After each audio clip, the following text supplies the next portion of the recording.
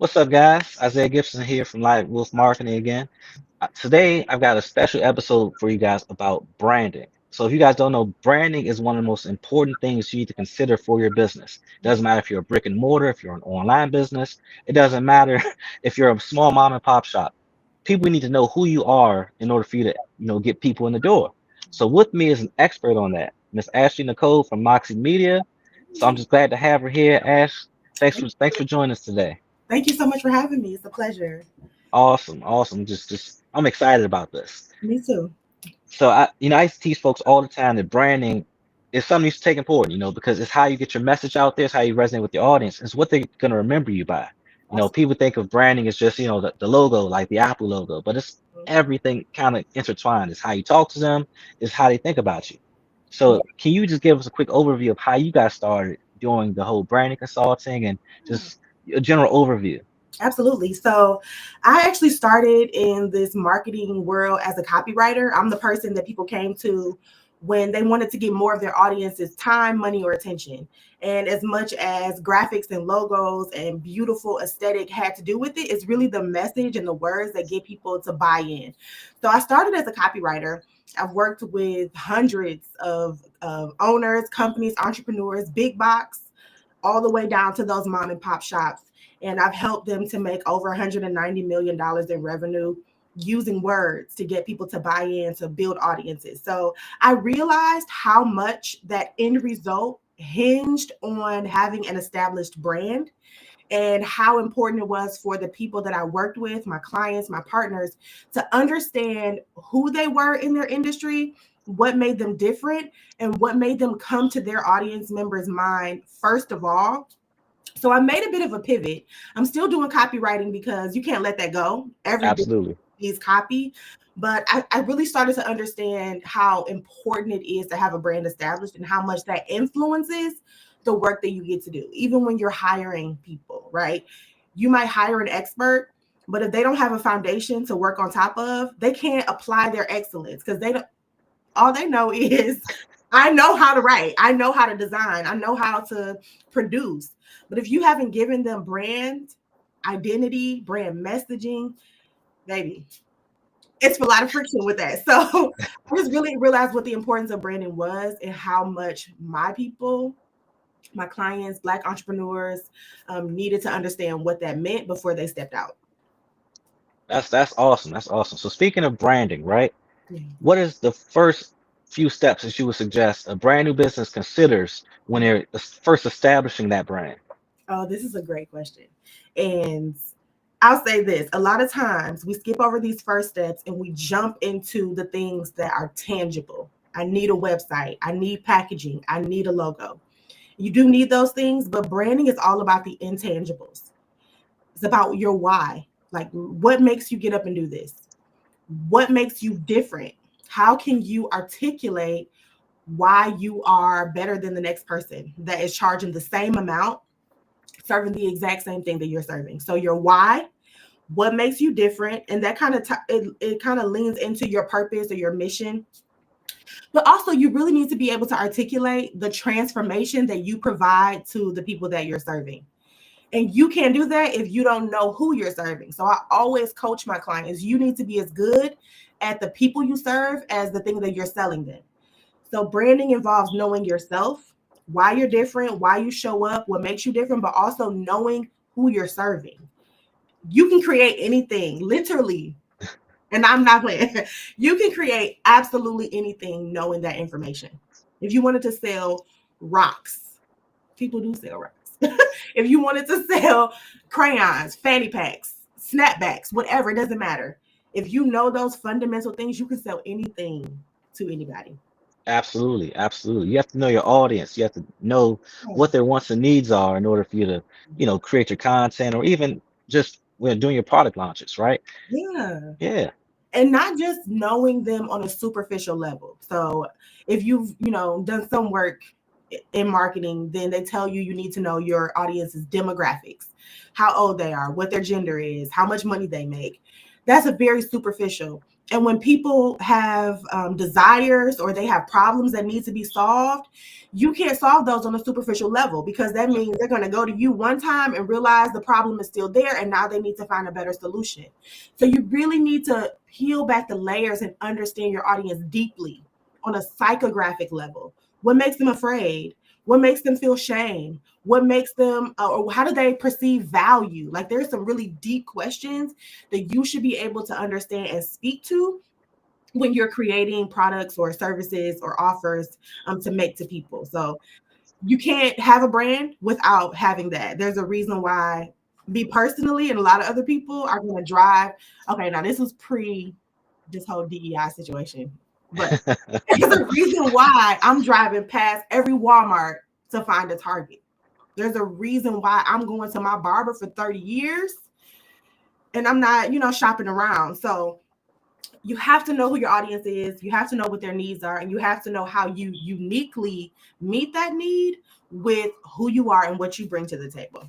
Absolutely. I think it's important you say that. There's a reason why you drive past one vendor to shop at another. It's Yes. not just because of, that vendor's prices. It's Oh, because you resonate more with that vendor's messaging, with their impact. And absolutely. so if you're a small business or a solopreneur, Mhm. how do you start to leverage yourself to get in that kind of, conversation where you become, we get brought up in people's day-to-day conversations, right? How do you start to position yourself to do that? That's so great. I'm glad that you mentioned positioning, because that's also a part of like brand identity. That's where you clearly state how you're different from everybody else. There's a million fried chicken restaurants in every city in America, right? And there are people who have this connection to KFC for nostalgic reasons, or maybe they like the flavor, or maybe they know, like, when they go into their KFC, the people greet them because they see them come in a lot of times. There's a reason why people go to, there's this place here in my city called JJ's Fish and Chicken, because you can get 500 wings for $20. So there's that convenience, right? Those are the types of things that meet people's needs when they have those needs. If I wanted to feed a whole family on a budget, I'm gonna go to JJ's, not just because of the price, but because I know my kids are going to like it. They cook the chicken the same way every single time. There's consistency, or they got that lemon peppers that they sprinkle on there, right? That my kids are requesting from the backseat of the car. So it's those nuances, those special little things that you do, likely without even thinking about it, but other people don't even consider doing it. Those special little zesty things that you bring to the conversation, to the industry, the promises that you make and keep. Like, what are those values that if a jury is going to convict somebody, 12 out of 12, they're going to say, every time this brand does this. And that could be something like always showcasing diversity. It could be customer service. Those types of things are what make up your positioning. A lot of times we take for granted the uniqueness that we bring to the table. We kind of Yep. override it. Like, I just do that. Everybody is not doing what you do, how you do it. They're not even considering it. And that's why it's important not to always think about being different, like starting over and trying to create something from scratch, rather than being differentiated. Like, how do you articulate the uniqueness? How do you articulate the perspective that you bring, the philosophy that you hold? That's really what makes people drive past the Walmart to get to the Target. Because before it was that I could find Black women owned brands. I could find exactly what I needed for my hair, for my daughter's, my son's hair. Like, I knew I could get what I needed there because it felt like they cared about me as a Yep. person. So yeah, that is where you want to start. It can be simple as making like a list. What are the things that you do well? What are the things that you could do in your sleep, like, excellently? What are some of the life lessons that you've been through that make you do things the way that you do them? All of those things can be fashioned and hammered into positioning that causes you to stand out in the market, because you're really not competing against everyone. Right. If you just think geographically, like, I'm not thinking about a beauty supply store in Florida because I can't get there, right? So thinking about how you serve, why you serve, who you serve, what can you know about those people that give you something to offer? Absolutely, absolutely.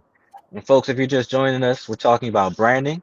If you have any questions for our guest, Miss Ash Nicole, just feel free to drop them here. And also to my Facebook audience, the same message is going to go out to you guys. Any specific branding tips and questions, we're open books here.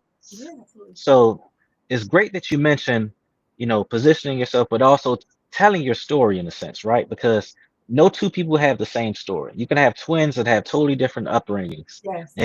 so Mm-hmm. you're not competing against, those big brick and mortars. In a way you are, but you're not. Mm-hmm. What you want to do is you want to tell a story that resonates with your audience because at the end of the day, they're going to rock with you for you. Yeah. So you want to make sure that you are your brand and that you're reflected in that with your messaging, with your consistency, with your products. But then you also want to make sure you're serving a direct need. You know, I always tell people when you're first starting off, how would you sell things to yourself? Mm-hmm. Like if you take a step back and look at it objectively, is it something that you need? If it's not, why would you buy it? Yeah. You know? That has a lot to do with what a lot of brands, businesses think they have, and that's empathy. Like, Yep. how am I able to step outside of the transaction of business and tap into this humanity? Because a lot of people have ideas and they will be like, oh, let's say you started a magnet business, like you turn pictures into magnets, and you might have this business and be like, oh, I just make magnets, and that's such a disservice to attach being common to your business, because while you are taking these materials and turning them into a magnet, there's a little boy in the sixth grade who finally won the spelling bee, and now this picture as a magnet on his family's refrigerator is a reminder of his perseverance. It's a reminder of the partnership that he has with his family and with his educators. So you're always telling a bigger story. It doesn't matter how small the thing is. It could be curling hair. It could be a refrigerator magnet. It doesn't matter how small it is. When you tap into the story that fuels why you make it, that fuels why people buy it or why they would buy it, you open up opportunity for yourself to be noticed, to be seen, to get loyalty from people. It's all about the story you tell. You really don't have a brand if you don't have a story. And Absolutely. Yep. you can't sell without a story. People Yep. will buy twice as much and twice as often in the same transaction when there's storytelling attached to what you're buying. So without a story, you don't have a brand. And it's possible for you to have a business without a brand, because business is that tangible products, materials, transaction. Branding is all about the intangibles. And if you overlook that, or if you don't lean into that, then you're reducing not only your income, but your impact. Like, you have a business and it's not just for today. You're building a legacy business. You're building something that you can have for 20, 30, 40 years, pass it on, sell it. I mean, whatever you want to do. Yep. But it doesn't get to that point if you haven't developed a brand and if you haven't attached that to a story. You're absolutely right about that. It's the story and the messaging has to be aligned. And I'm glad you mentioned the difference between just having a business versus having a brand. Yeah. Because the brand can exist without the business if it's tied to the individual or the representatives, the face of it. But a business can't survive without a brand. Yeah. That's what a lot of people fail to understand is that you may get off the ground, you may make some sales here and there, but you won't be remembered unless you have a brand. Yeah. And it's that emotional connection that a brand creates that causes people to share what you do. Like, there's so many transactions that just stop at that transaction, but Yep. it's really not supposed to be that way. You're supposed to be doing something that other people want to talk about. So that's so important. You have to attach that story. You have to. You have to. All Yeah. right. So Mark is asking a question. Let's see. How to maintain employees of a business. Now, I guess I'll answer that first. So there's a few different things. So this is sort of in line with branding, right? You want your business's brand as an employer to be something that people are proud of. So you want people to say, hey, you want your employees to actually be proud of your job. You want them to talk about what they do with pride. So you as an employer have to create that environment for them. That's pretty much the best way you can maintain them is you want to make sure that they're happy to promote your product for you. Ash, what do you think? Yeah, no, this is an excellent question because I actually recently had experience at a business, and brand is so important because it's not just an external element, it's not just a customer facing element, it's also very internal. It determines who you hire, it determines how you hire, it determines, how you build a team that not just shows up to work, but they show up as if this is mine. Like, I take so much pride in the work that I do that I'm going to show up and take care of it and take care of the customers as if my name is on the door. So when you're building out your brand, it's important to identify those core values and those non-negotiables. If your business is really big on customer service, then you want to be able to identify the values attached to that so that you can train your employees, so that you can evangelize your employees, and so that your customers don't feel like just a number. So I went to this restaurant and actually had gone for like a year straight, and I would get the same thing every time I went. So a friend of mine, for Mother's Day, they surprised me and paid up a tab for me. And I went in recently. I hadn't been in maybe like 6 months, but I went in recently and I inquired about, oh, I had a tab. My friend did this.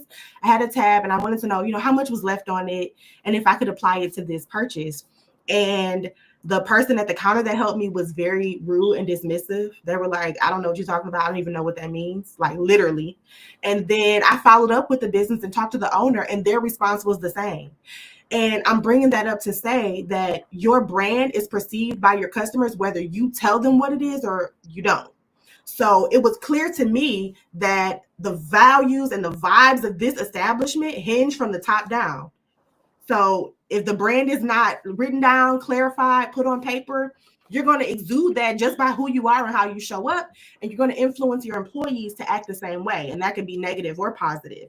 So when you're building a brand to support your business, you want to establish what those values are. You want to be able to communicate to your team, this is how we engage our customers, this is how we process our orders and our transactions, this is how we want our customers to feel when they come in here. All of that is an emotional, intangible element that supports the business and helps the transactions grow, but it solidifies the brand and it etches your brand, your personality, what you do in the minds and the hearts and the decision making of your customers. Absolutely, absolutely. It starts from the top down. Yes. If your management, upper management can't really establish the messaging for the customer, then how do you expect the employees to do that? Yeah. So because at the end of the day, the employees have to get trained by you or by somebody that's in your team. So you want to make sure everything is aligned, that the brand's messaging, that the brand's voice is delivering the same impact. Yeah. And it just goes to show like how much everything is impacted by what you establish as your brand. Because even before a person will become an employee, you're interviewing them, you're asking them questions to see if their values align with the values of this establishment. And you can cut that off right there if that's not the case, right? If your values are empathy, if your values are diversity, and you're asking questions about future employees and their answers don't line up, then you automatically know, thank you for coming today, we won't be moving forward. Yep. Because all it takes is one bad interaction, one bad conversation for the perception to change. And that's really what brand is about. It's perception. So people, all we do is think all day. And we're going to think and make up our minds about brands and businesses and people, whether they audibly tell us who they are or not. That's why it's important for those values to come through, because neither of those women that I spoke to had to tell me that they didn't really respect and honor customers. They didn't Right. say that. It came through. Yep, and actions speak louder than words sometimes. Sometimes people can talk a good game in the interview, and then, you get them there, and they're there for a few weeks, and next, they're having all kinds of discrepancies and arguments with customers, and or they just don't really bother to educate themselves with your products. So those kinds of things sometimes you have to, take those lumps on the head for. Those learning pains that you have to go through. But at the same time, you want to go through those early on, in your business or at some point, because you want to make sure that everybody associated with your business, whether they're employees, whether they're affiliates, whatever, Mm-hmm. everybody's on the same page as far as your messaging. Absolutely. Everybody's on the same page with your branding, with the use of your logos, your fonts, et cetera, because you want to make sure that, again, consistency is the number one thing for your business. So you want to make sure you're able to stay consistent in that regard. Yeah, absolutely, with the consistency, because when you don't have that system set up, like, you create opportunities to fail when Yep. you don't have to. And it's also super important. What I had a thought and it just slipped my mind. It's gonna come back to me. But when you think about okay, wait, say again what you said. I'm saying consistency, related to your messaging and your font usage, your branding is pretty important for your business. Yeah, so okay, so this is what I was gonna say. When you think about, like, a lot of businesses don't have brand guidelines. Yep. And that's like a document, a living, breathing document that contains all of the core elements, the values, the vision, the mission, all of those things. And a lot of times businesses don't have that, either because they don't know or they don't understand how it impacts day-to-day operations. Like, it's a big Yep. abstract document that contains all of these details, but it really impacts day-to-day operations, because when you're hiring and somebody goes off script, they have to acknowledge, yes, I knew better, I was taught better, and I went rogue. And a lot of times businesses also don't understand how much brand impacts or creates intellectual property.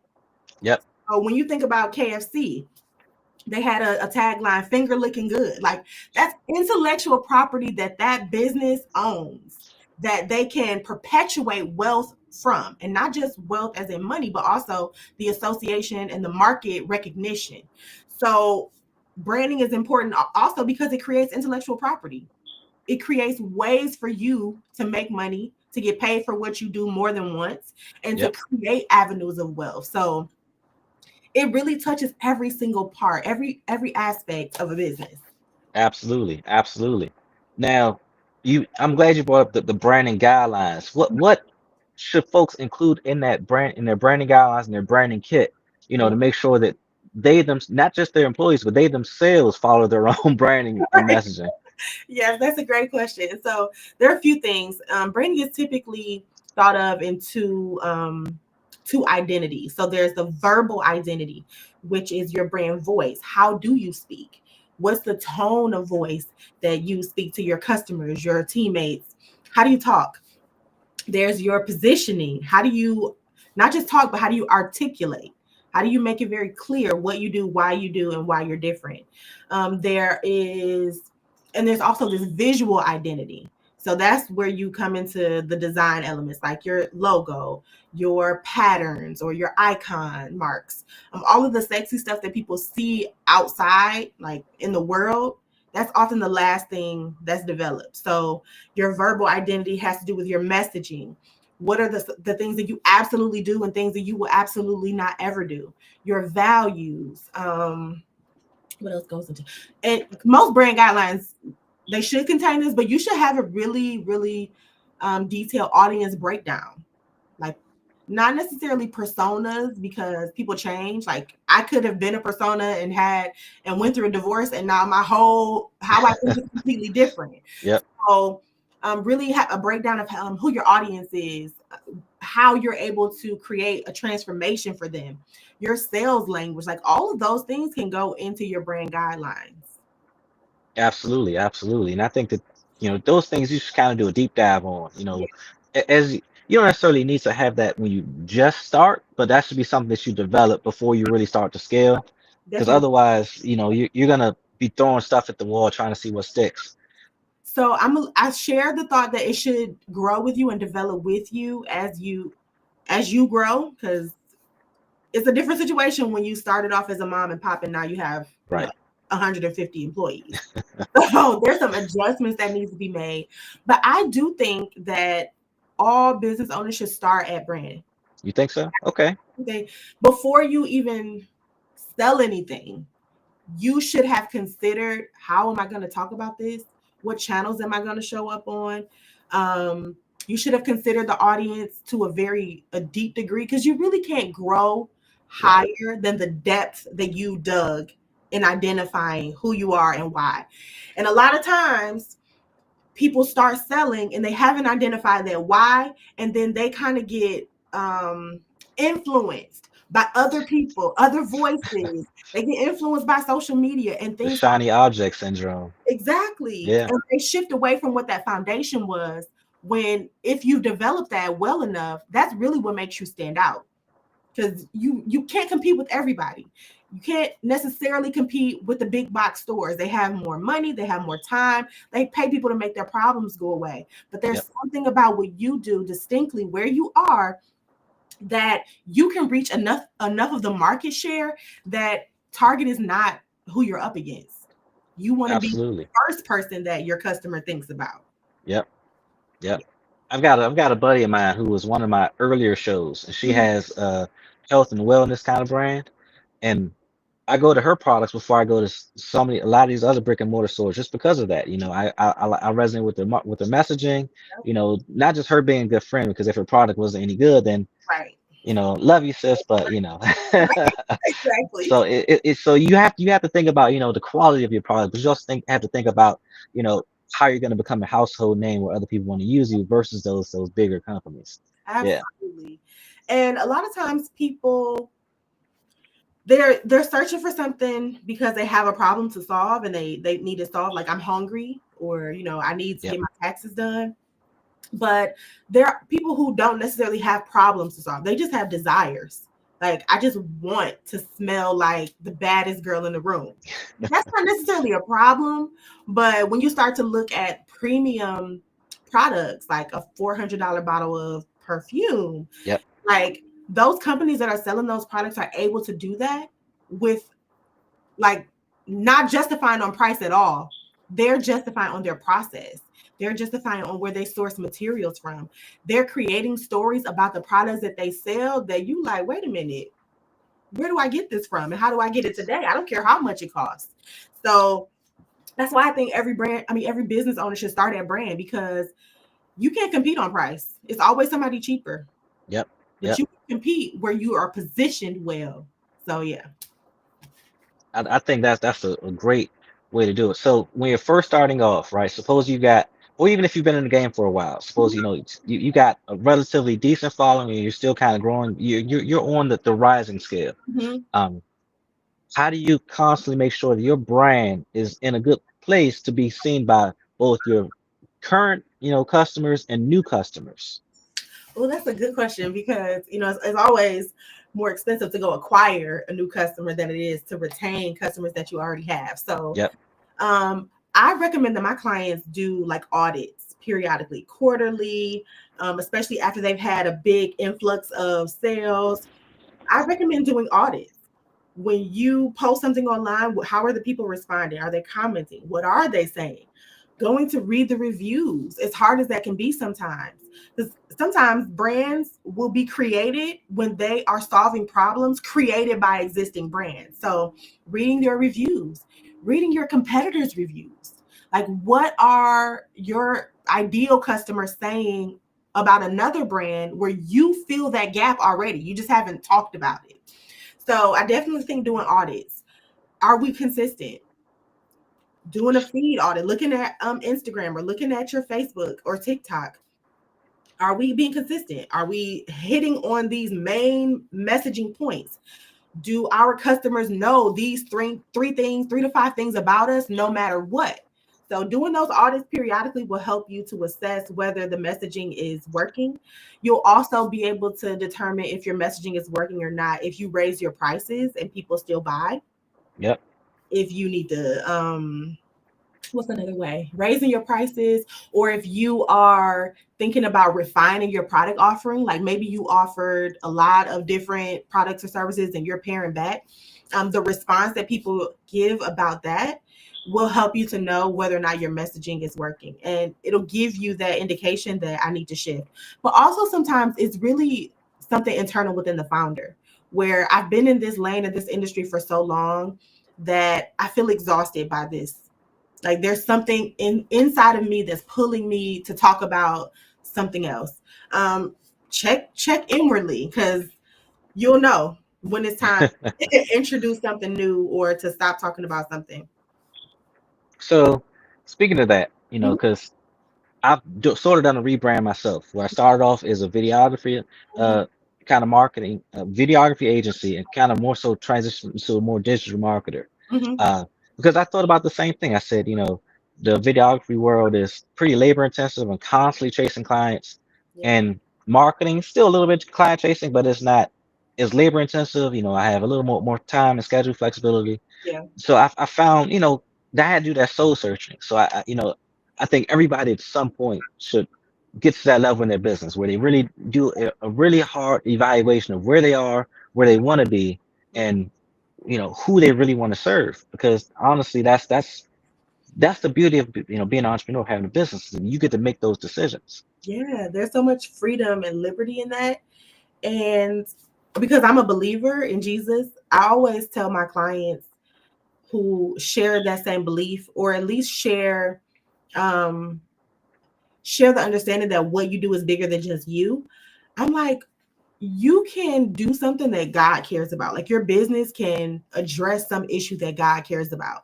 You don't have to be a pastor, you don't have to Yep. be a prophet, evangelist, all those things. Like, you could be you have to have a shoe shine shop, and you could earmark dollars to go towards homelessness. You could earmark dollars to go towards treatment for addiction. So I always encourage business owners to think about, what's bigger than you. Anytime you solve a problem, you position yourself to be paid. People pay to have their problem solved or their desires met. So Yep. you're going to make money in business, but when you start to think about what's bigger than you, how you can serve more people with what you do, that's a game changer. And so a lot of times in those audits, people will realize, like, I do this thing, like I shine shoes, but I'm really passionate about black fathers being in the home, or I'm really passionate about people, coming home from the system and having something productive to do. So it doesn't mean that you change your whole business unless God told you to, but you can start to speak about those things. You can speak about the things that you're passionate about, the things that you want to see change in the world. You can earmark dollars to go towards solving those problems because you show up every day as an honorable, dedicated business person.